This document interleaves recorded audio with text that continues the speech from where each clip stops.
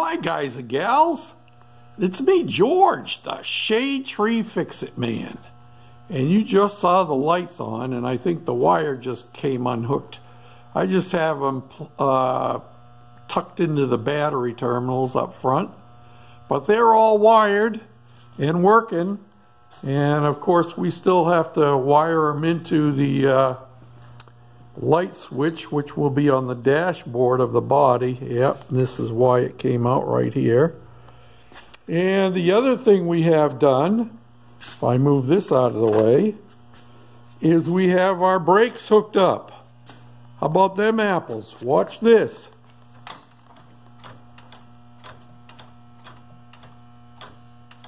Yep, we got them all hooked up. And it doesn't take a whole lot of push. And the way it goes, I'll sit down here and show you. It hooks down underneath here. And if I keep tipping and going in closer, you'll be able to see where it hooks up top there, I guess, maybe. Like this. And so yeah, we have our pedal all hooked up. Get my finger out of the way.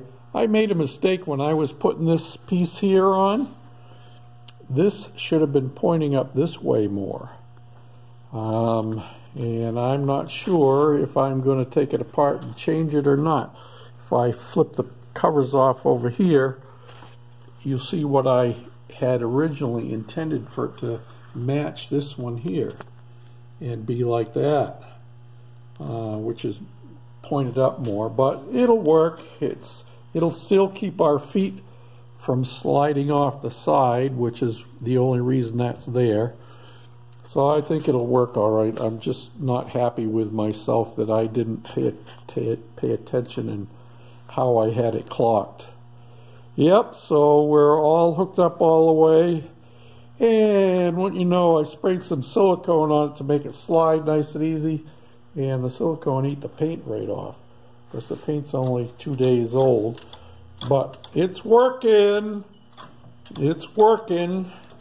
And I have all of my set screws tightened up here. There's 2 here, 2 in here. There's only 1 on the disc, or the last sprocket here, but it goes right, I think it goes right into the, on the key. So that's all done. This one here are both done. And I ended up having to shorten this here up a little bit to get this all to come that way, because it wasn't centered on the frame. So now we have it centered, and how I did that was I took measurements from our back radius rod into the frame on each side so they match.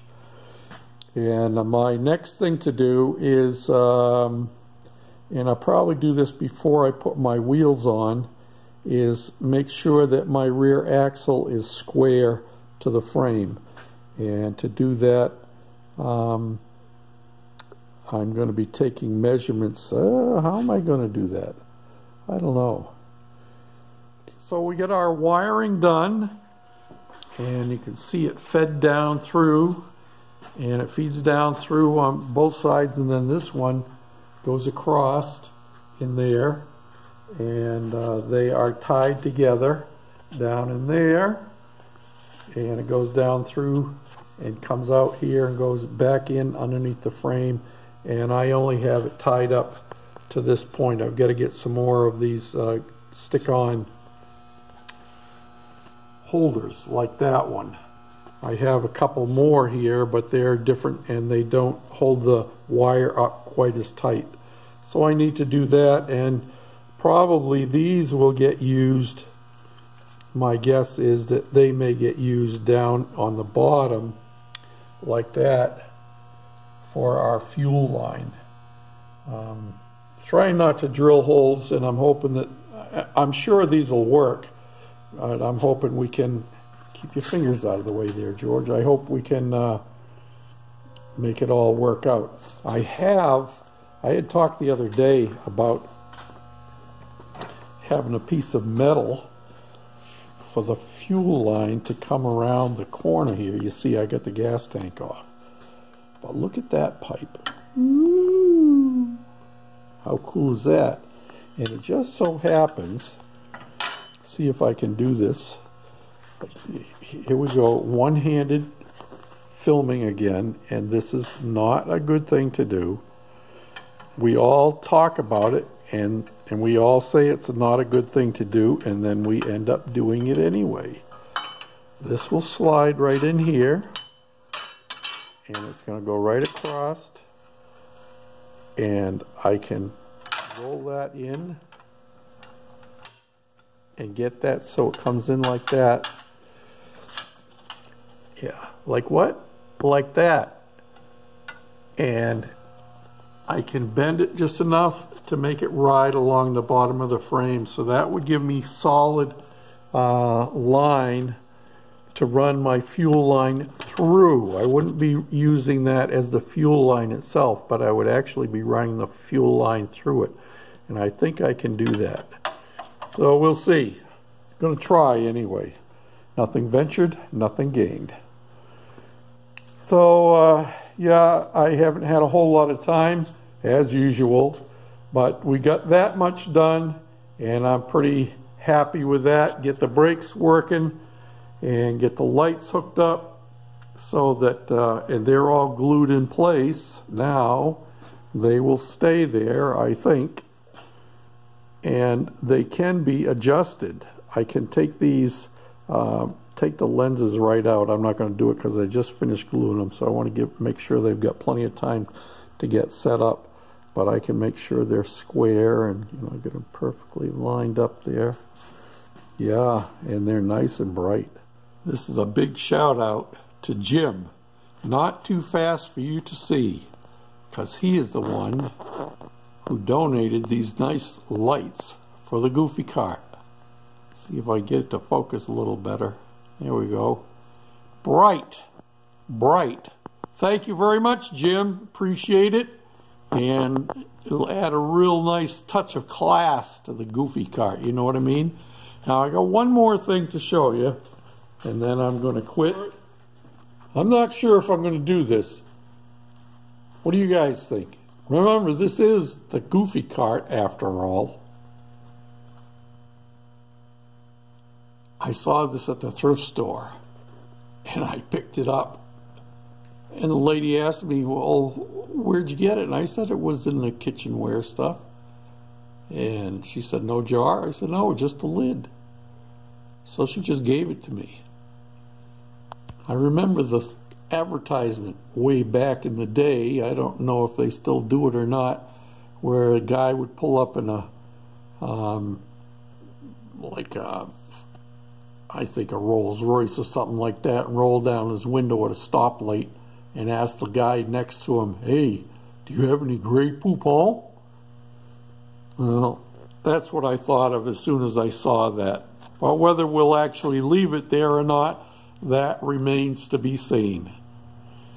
So thanks again for watching, commenting, and subscribing. The next thing for me to do is get my rear wheels put on. Get them on. Now that the wiring is done, I can do my plumbing for the gas lines with them in there so they won't be in way. And once I get that plumbing done, I'm going to put the body on. And once I get the body on, the very next thing I'm going to do before I start doing any wiring is I'm going to work on my reverse lockout for the shifter. And I want to make sure that I get that set up so that it works properly. And that's part of the reason why I didn't paint all of this in here, because I knew I was going to be doing something more. I think it's probably going to be right in this area, probably right next to this. All you got to do is put another one of these locking collars on there, and then put a lever on it and some kind of a stop that I can come against. It will be going forward because reverse is all the way forward. So we could do the 3 forward gears, you know, 1, 2, 3, going away from it, and then come up and stop at neutral, and then you'd have to move the lever over somehow, either just make it so it's flexible enough so that I could just push it around and push it forward. We'll see. Reverse lockout. So until next time, this is me, George, the Shade Tree Fixer Man. We're getting closer all the time. Thanks for watching, commenting, and for subscribing. Bye for now.